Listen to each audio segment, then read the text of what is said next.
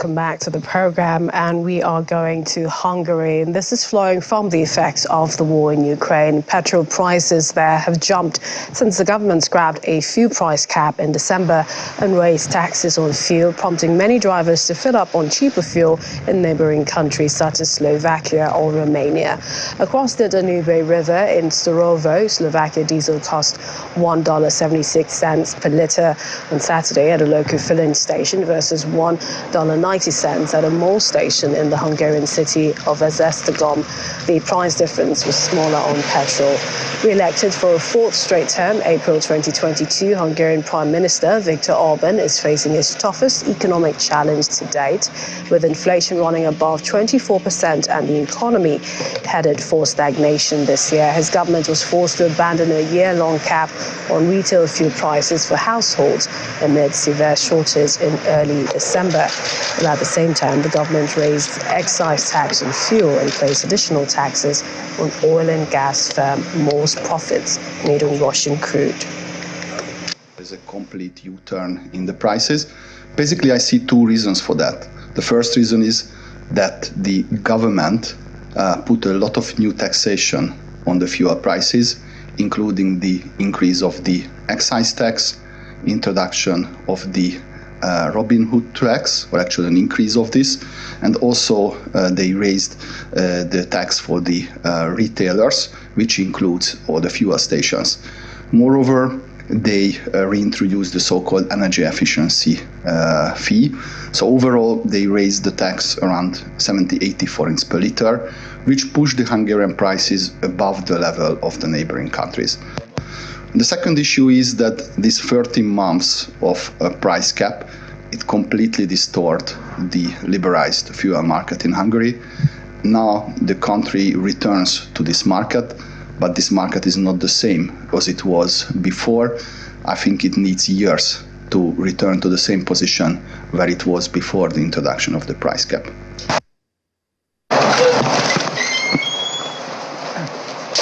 You're going to resign, Mr. Zahawi?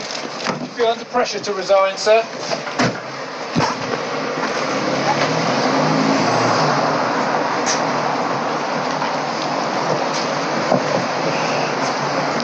At the moment, Britain's Conservative Party chairman ignored questions from the media over a possible resignation today as he faces mounting pressure to step down over a multi-million-pound tax settlement.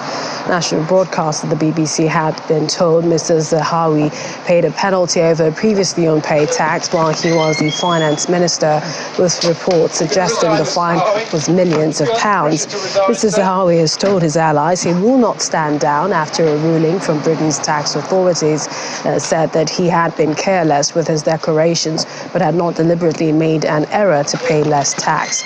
In the 3 months since Mr. Sunak became Prime Minister, his government has been buffeted by questions over the probity of some ministers and lawmakers after he promised to lead the country with integrity, professionalism and accountability.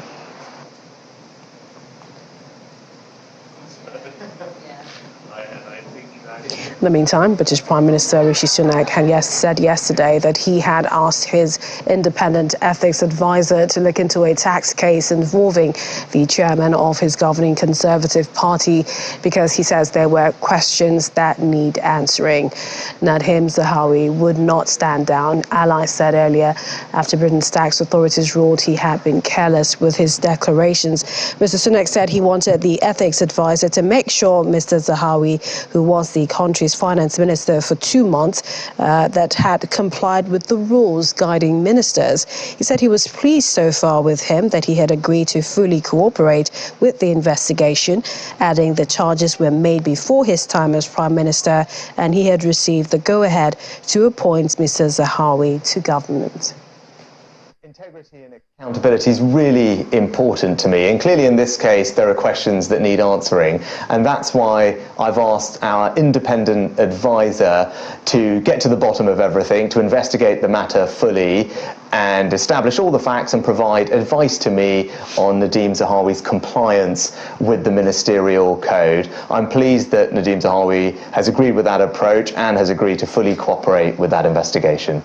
Well, this appointment was obviously made by one of my predecessors before I became Prime Minister, And the appointments process itself, though, for appointing the BBC chairman is a rigorous process. It's independent. There are two stages to it. It's transparent and published online. And Mr. Sharp's appointment went through that full process.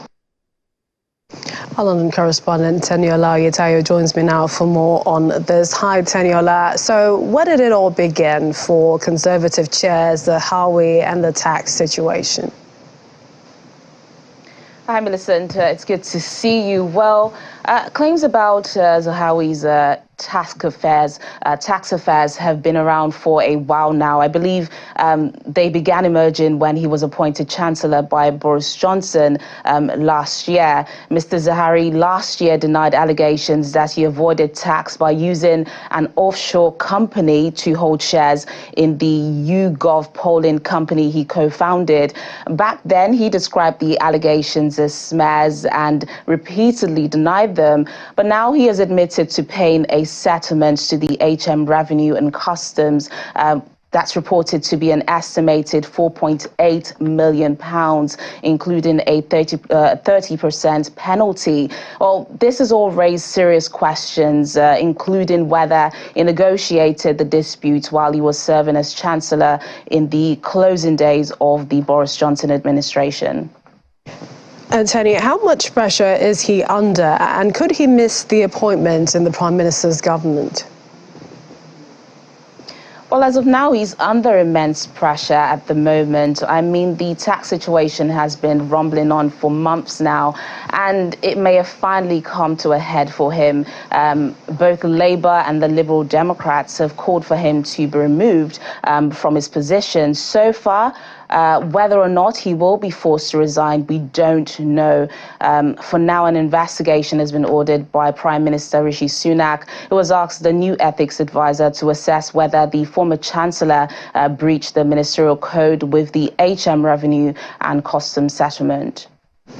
And, you know, this also brings to an issue in terms of, you know, what Prime Minister Rishi Sunak plans to do, saying that he promised to lead the country with integrity, professionalism and accountability, and saying this as well raises many questions. But let's talk about a few days ago. We heard, you know, Mr. Sunak was fined by police for failing to wear a seatbelt whilst filming a clip for social media. Was it his first? No, it wasn't his first as a government minister, but his first as Prime Minister.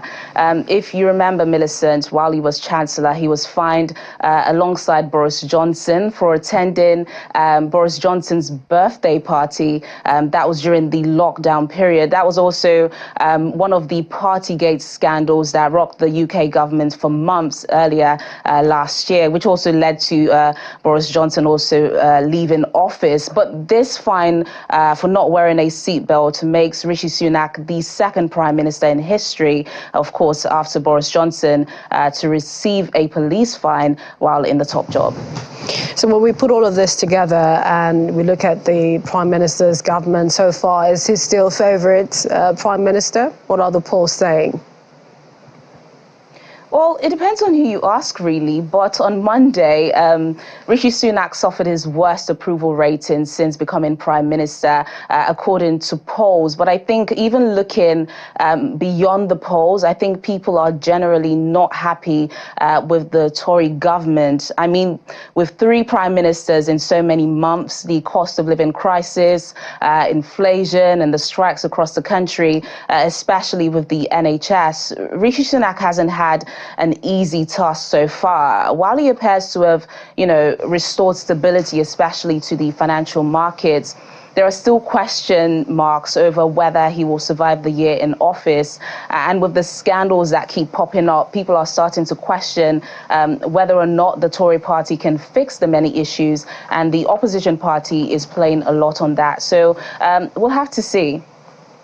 Indeed, we will have to see. Thanks again, Teniola Oyetayo. Thanks. We'll move on to other stories, this time in New Zealand. Jacinda Arden today took part in her last political engagement as New Zealand's Prime Minister and said she was ready to be a backbench MP, a sister and a mother. Days after stunning the world by announcing she had no more in the tank to lead the country and would step down, the 42-year-old arrived at an annual gathering of politicians and Maori elders in the small town of Ratana, north of the capital Wellington, and spoke of the kindness and empathy New Zealanders have shown her. The left-leaning global icon gained attention for bringing her baby to a United Nations meeting and wearing a hijab after a massacre targeting Muslims, although she became a target for hate and online abuse by right-wing extremists on social media. She said she was leaving the job with love in her heart.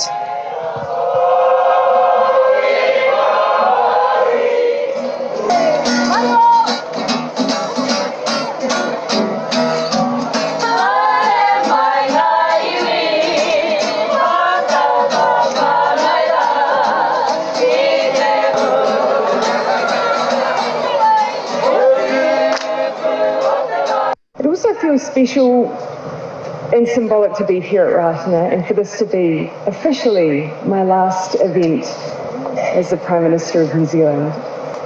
And special for a couple of reasons. Firstly, if you're going to leave, I say leave with a brass band. For my part, I want you to know that my overwhelming experience in this job of New Zealand and New Zealanders has been one of love, empathy, and kindness. That is what the majority of New Zealand has shown to me. And I want you to know that I leave with a greater love and affection for Aotearoa New Zealand and its people than when I started. And I didn't think that was possible. So my final words are this. Ngā mihi nui kia koutou katoa. Thank you from the bottom of my heart for the greatest privilege of my life. To the United States, where 7 people were killed in a mass shooting at 2 locations in the coastal northern California city of Half Moon Bay on Monday. The suspect was arrested after driving to a police parking lot, apparently attempting to turn himself in, according to officials. The county sheriff, Christina Corpus, identified the suspect as Chun-Li Zhao, 67, and said he worked at one of the shooting locations. Corpus called the sites nurseries, and other officials said they were staffed by farm workers. Local media described at least one of them as a mushroom farm.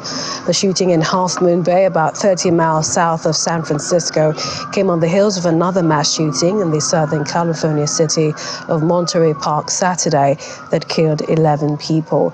The suspect has been cooperating with investigators, but a motive is yet to be established.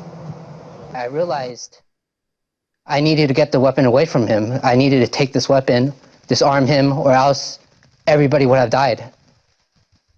When I got the courage, I lunged at him with both my hands, grabbed the weapon, and we had a struggle. We never thought that it would be one of us. And it's so shocking. We can't accept it. And the reason we came together is basically, I was talking to our friends and I thought, we have to do something just to get our emotions out, just to comfort each other, just to tell each other that we can go forward. Meanwhile, some 200 residents of Monterey Park, a hub of the Asian American community just east of downtown Los Angeles, gathered yesterday night for a candlelight vigil to mourn the victims of a shooting at a local dance hall that left 11 dead over the weekend. Police identified Hugh Cantran, 72, as the lone suspect in the massacre that unfolded that day in the midst of a Chinese Lunar New Year celebration. Investigators collected 42 bullet casings from on the scene of the shooting, one of California's bloodiest mass shootings, as they sought clues to what drove an elderly gunman to open fire and kill so many. Authorities said he drove to another dance hall where a second would-be attack was thwarted and later shot himself to death in his parked getaway vehicle as police closed in to make an arrest on Sunday, ending the intense manhunt some 12 hours after the rampage. I just came out because I felt like I wanted to be present for the situation. I grew up here as a kid, then I moved away, and I actually moved back just last year. And I live like less than 2 miles away, so just having it, hit home so close, I just felt like I had to do something today. So coming to college here, Monterey Park's been huge for me my entire life, so I'm kind of living in a neighboring city. But yeah, this is just a really sad tragedy. You don't expect that from a small, quiet town like this, and I don't know, just kind of at a loss for words. When I heard about the news, I was honestly surprised at first because Monterey Park is a pretty safe and quiet neighborhood, and so for something like this to happen caught me off guard. But yeah, it's a devastating event. I came here because I wanted to support. I feel so sad because we live here. We live we're gonna be like a year. We moved here, and everything is good, quiet, and nothing happened. Yeah, when that happened, I'm working, so I'm worried about my family, and I'm so sad for the people who die. And what can I say? Everybody's sad and thinking about why that happened, Away from the US, German Foreign Minister Annalena Baerbock has called on Turkey to release imprisoned philanthropist Osman Kavala during a speech at the Council of Europe. Ms. Baerbock and her Turkish counterpart Mevlut Cavusoglu argued over a range of issues in a tense and drawn-out news conference in Istanbul last July, trading babs over disputes between Ankara and Athens, Kavala and Kurdish militants. Kavala was sentenced to life in prison without parole in April last year for financing 2013 nationwide Gezi protests in what rights groups say was a political trial. Madam Secretary of the General, all member states have to respect the European Convention on Human Rights and implement the Court of Human Rights judgments based on it. And it worries me deeply that for years the Turkish authorities have been ignoring the court's demands to release Osman Kavala, whose detention the court considers to be politically motivated. And yes, it was good that there has finally been a visit, but this is nothing to applaud about because Osman Kavala shouldn't be in prison. And I'm reiterating our call for the Turkish authorities to release Osman Kavala and also to release Selahattin Demirtas and the others whom the court has also ruled to be unlawfully detained. An anti-war organisation has demanded the Canadian government to repeal purchasing fighter jets and withdraw from the North Atlantic Treaty Organisation, NATO, in a demonstration in Hamilton. The protest took place right at the Hamilton Convention Centre, where Canadian Prime Minister Trudeau and his cabinet held meetings. These protesters from Hamilton Coalition to Stop the War said they oppose the war and asked for peace, hoping acceptance of their demands on repealing purchases F-35 fighter jets and withdrawal from NATO. We are here today as part of a week-long protest in North America against NATO wars abroad. Across Canada, the United States, and even some places in Europe, there have been demonstrations that are opposing U.S. wars around the world, including the NATO proxy war in Ukraine. So our protest today is part of a North American action. And the Doomsday Clock, created by the Bulletin of the Atomic Scientists as an indicator of the world's susceptibility to apocalypse, could be updated today. Atomic scientists will announce whether the time of the symbolic clock will change. The Bulletin was founded by scientists who helped develop the United States' first atomic weapons. Its Science and Security Board decides on the clock's hands in consultation with its board of sponsors, which includes Nobel laureates. When the clock was created in 1947, it was set at 7 minutes to midnight. The clock moved to 100 seconds to midnight in 2020 and remained there in the 2021 announcement.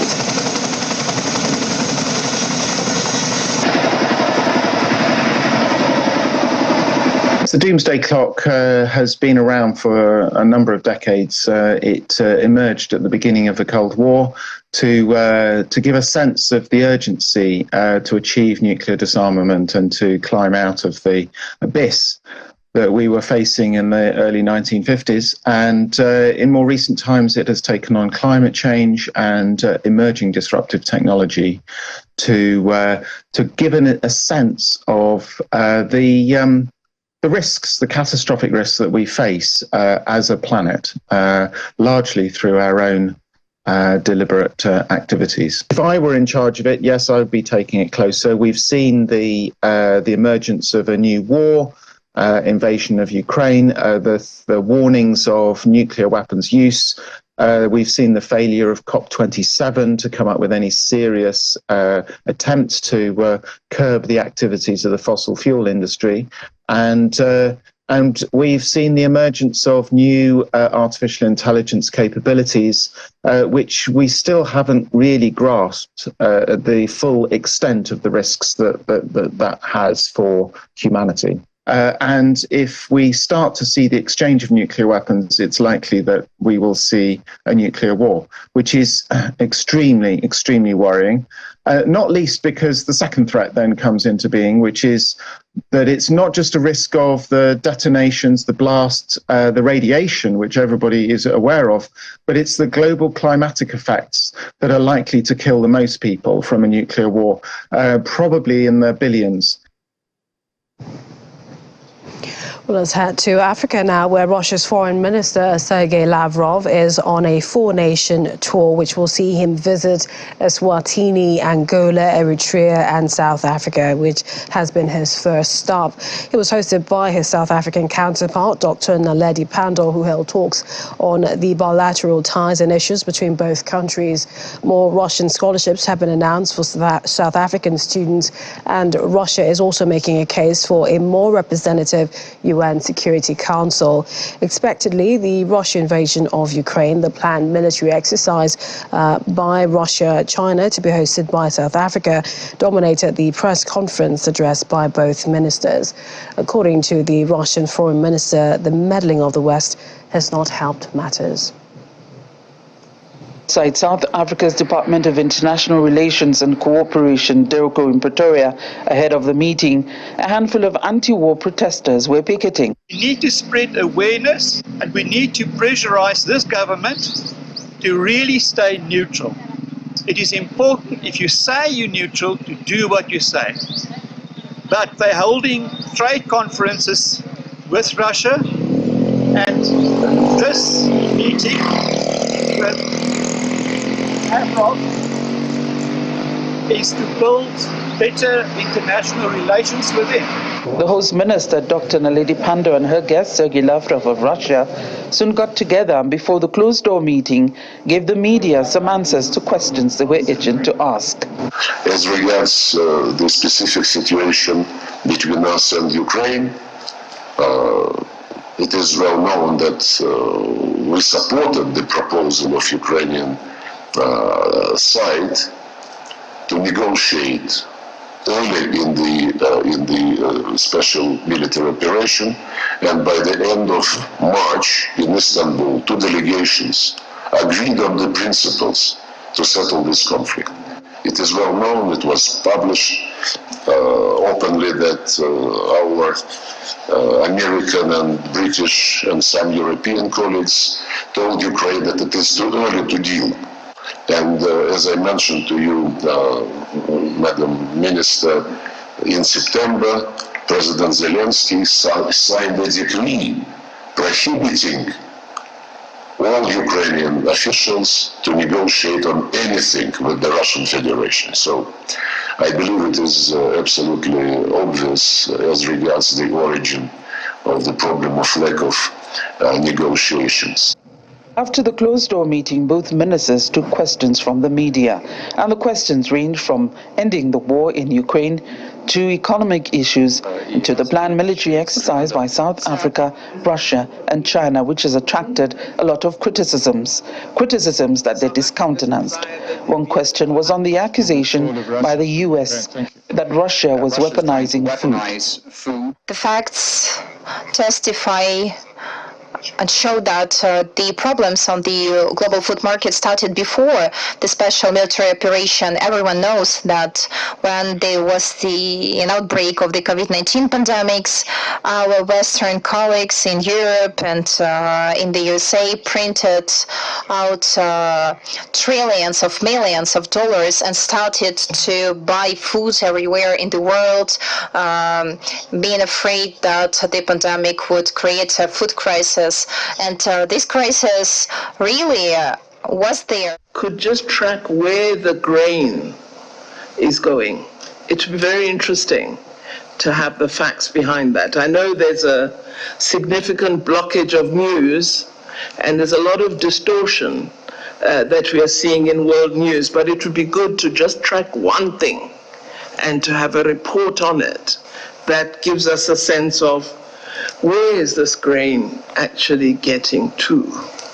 And is sub-Saharan Africa receiving access to wheat? The Russian delegation has since left for Eswatini with planned stops in Angola and finally Eritrea.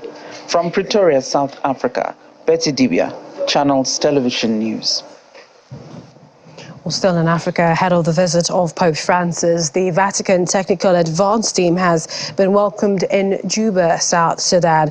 They are there to assess the preparation for the papal visit, which will take place from February the 3rd to the 5th.